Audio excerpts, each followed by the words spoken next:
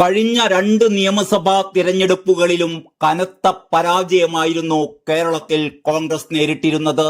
ഇത്തവണയും അധികാരത്തിലേറാനായില്ല എങ്കിൽ അത് കോൺഗ്രസിന് വരുത്തുന്ന ക്ഷീണം ചെറുതൊന്നുമായിരിക്കില്ലെന്നത് പകൽ പോലെ വ്യക്തം. അതുകൊണ്ട് തന്നെ ഇക്കുറി എന്തു വില കൊടുത്തും അധികാരം തിരികെ പിടിക്കാനുള്ള തീവ്ര ശ്രമത്തിലാണ് കോൺഗ്രസ്. ഭരണം പിടിക്കാൻ ഇത്തവണ പ്രിയങ്ക ഗാന്ധി തന്നെ നേരിട്ട് ഇറങ്ങിയേക്കുമെന്നാണ് ഏറ്റവും ഒടുവിലത്തെ റിപ്പോർട്ടുകൾ സൂചിപ്പിക്കുന്നത്. സംസ്ഥാന നേതൃത്വത്തിൽ ആഭ്യന്തര തർക്കം രൂക്ഷമായ സാഹചര്യത്തിലാണ് പ്രചാരണം നയിക്കാൻ വയനാട് MP കൂടിയായ പ്രിയങ്കയെ തന്നെ ഇറക്കാനുള്ള ഹൈക്കമാൻഡിന്റെ നീക്കം. പ്രിയങ്കയുടെ നേതൃത്വത്തിൽ പ്രത്യേക കമ്മിറ്റി രൂപീകരിച്ച് ഈ കമ്മിറ്റിക്ക് പ്രചാരണത്തിന്റെ പൂർണ്ണ ചുമതല നൽകും. സ്ഥാനാർത്ഥി പ്രഖ്യാപനത്തിലും വലിയ ട്വിസ്റ്റുകൾ ഉണ്ടാകുമെന്നാണ് റിപ്പോർട്ടുകൾ. ജനപ്രിയരായ സീനിയർ നേതാക്കളെ മത്സരിപ്പിക്കാനുള്ള തന്ത്രമാണ് ഇതിലൊന്ന്. പരമാവധി സീറ്റുകൾ പിടിച്ചെടുക്കാൻ ഇങ്ങനെ 18 അടവും പയറ്റാൻ തന്നെയാണ് കോൺഗ്രസിന്റെ ശ്രമം.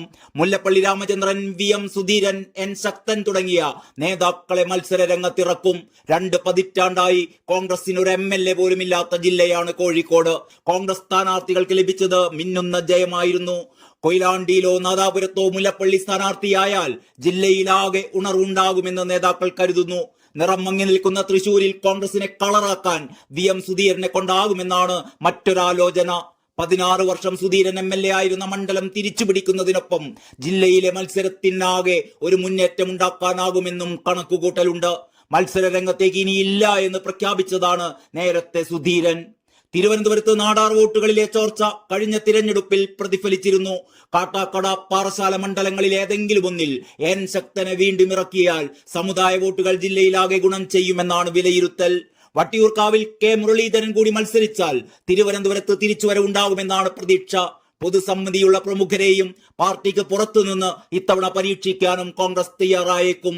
കേരളത്തിൽ പൊതുവെ BJP-യാണ് കൂടുതൽ പൊതുസമ്മതന്മാരെ മത്സരത്തിലിറക്കാറുള്ളത്.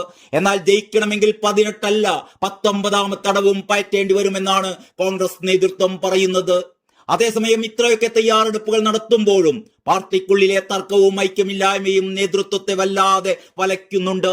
കോൺഗ്രസിന്റെ തിരഞ്ഞെടുപ്പ് തന്ത്രജ്ഞനായ സുനിൽ കനഗോലു ഇത് സംബന്ധിച്ച് വ്യക്തമായ മുന്നറിയിപ്പ് നേതൃത്വത്തിന് നൽകിയിരുന്നു. ഭരണവിരുദ്ധ വികാരം അതിശക്തമായി നിലനിൽക്കുന്ന ഈ സമയത്ത് സംസ്ഥാന ഘടകത്തിലെ നേതാക്കന്മാർ തമ്മിൽ തല്ലുന്നത് പാർട്ടിയുടെ പ്രതീക്ഷകളെ തല്ലിക്കെടുത്തുമെന്നാണ് ഹൈക്കമാൻഡിന് നൽകിയ റിപ്പോർട്ടിൽ കനഗോലു വ്യക്തമാക്കിയിരുന്നത്.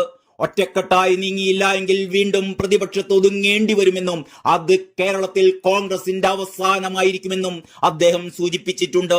കോൺഗ്രസിലെ തമ്മിൽ തല്ലും പോരും വിജയസാധ്യത ഇല്ലാതാക്കുമെന്ന ആശങ്കകൾ ഘടകകക്ഷികളും ഹൈക്കമാൻഡിനെ അറിയിച്ചിട്ടുണ്ട്.